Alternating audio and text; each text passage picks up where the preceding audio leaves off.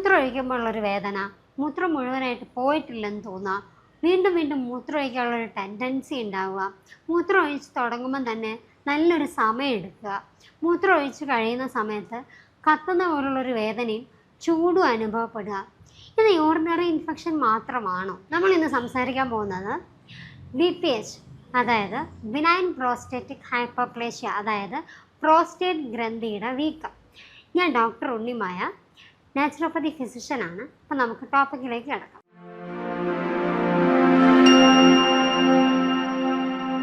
ഇത് urinary infection മാത്രമല്ല, ഇത് പ്രോസ്റ്റേറ്റ് ഗ്രന്ഥിയുടെ വീക്കത്തിൻ്റെ മുന്നോടിയായിട്ടുള്ള ലക്ഷണങ്ങളും ആവാം.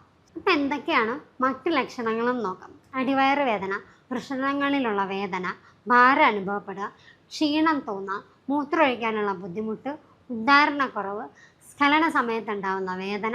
എന്തുകൊണ്ടാണ് ഇങ്ങനെ സംഭവിക്കുന്നത്? പ്രോസ്റ്റേറ്റ് ഗ്രന്ഥി എൻലാർജ് ആവുന്ന സമയത്ത് ബ്ലഡ് സർക്കുലേഷൻ കുറയുകയും നാഡീവ്യവസ്ഥയ്ക്ക് സമ്മർദ്ദം കൂടുകയും ഹോർമോണൽ ചേഞ്ചസ് ഉണ്ടാകുകയും ചെയ്യുന്നു.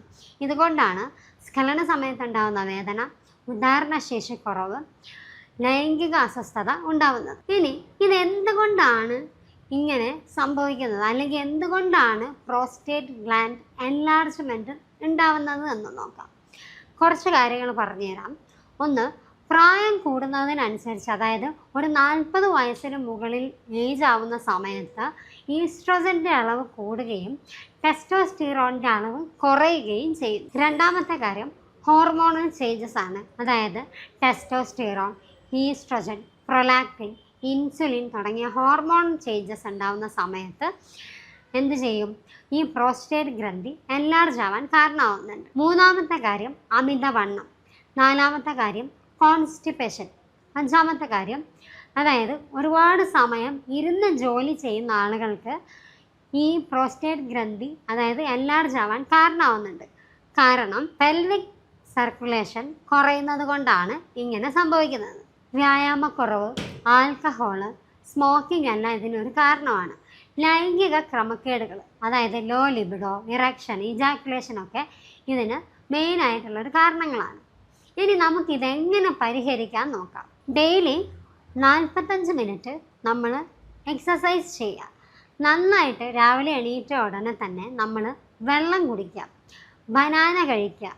അതേപോലെ നമ്മൾ ഉലുവ കുതിർത്ത വെള്ളം കുടിക്കുന്നത് വളരെയധികം നല്ലതാണ്.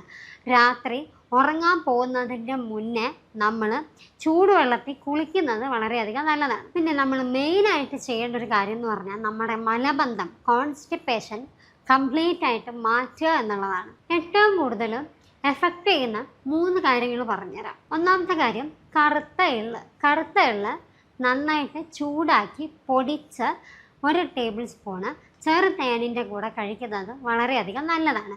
ഇത് ബ്ലഡ് സർക്കുലേഷൻ കൂട്ടാനും ഹോർമോണൽ ബാലൻസ് കൂട്ടാനും ഇറക്ഷൻ ക്വാളിറ്റി കൂട്ടാനും വീക്ക്നെസ് കുറയ്ക്കാനും സഹായിക്കുന്നുണ്ട്. രണ്ടാമത്തേത് ബനാനയ്ക്കകത്ത് പൊട്ടാസ്യവും ഫൈബറും കൂടുതലാണ്. ഇത് കോൺസ്റ്റിപ്പേഷൻ കുറയ്ക്കാനും ബ്ലാഡറിൻ്റെ മസിൽസ് കൺട്രോൾ ചെയ്യാനും സഹായിക്കുന്നുണ്ട്.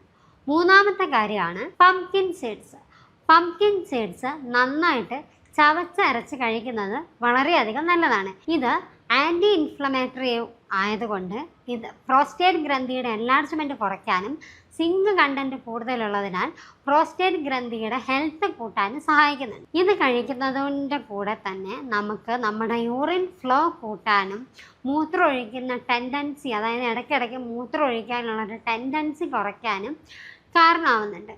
ഉറങ്ങാൻ കിടക്കുന്ന സമയത്ത് നല്ല രീതിയിൽ വെള്ളം കുടിച്ച് മൂത്രം ഒഴിച്ചതിന് ശേഷം മാത്രം ഉറങ്ങാനും പോവുക.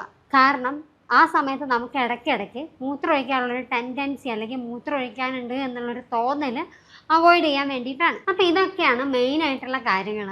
നന്നായിട്ട് എക്സസൈസ് ചെയ്യുക, വെള്ളം കുടിക്കുക, നമ്മുടെ ലൈഫ് സ്റ്റൈൽ മോഡിഫിക്കേഷൻ നടത്തുക. ഈ കാര്യങ്ങളൊക്കെ ചെയ്തു കഴിഞ്ഞാൽ നിങ്ങൾക്ക് നിങ്ങളുടെ ഉദ്ധാരണശേഷി കുറവും അല്ലെങ്കിൽ നിങ്ങളുടെ സമയക്കുറവും എല്ലാ പ്രശ്നങ്ങൾക്കും പരിഹാരമുണ്ട്. കൂടുതൽ കാര്യങ്ങൾ അറിയാൻ വേണ്ടിയിട്ട് താഴെ കാണുന്ന നമ്പറിൽ നിങ്ങൾക്ക് കോൺടാക്റ്റ് ചെയ്യാവുന്നതാണ്. നമ്മുടെ അടുത്ത് ഓൺലൈനായിട്ടും ഓഫ്ലൈനായിട്ടും കൺസൾട്ടേഷൻ ചെയ്യാവുന്നതാണ്. അപ്പോൾ ഇനിയും ഇതിലും നല്ലൊരു വീഡിയോ ആയിട്ട് നമുക്ക് വീണ്ടും കാണാം.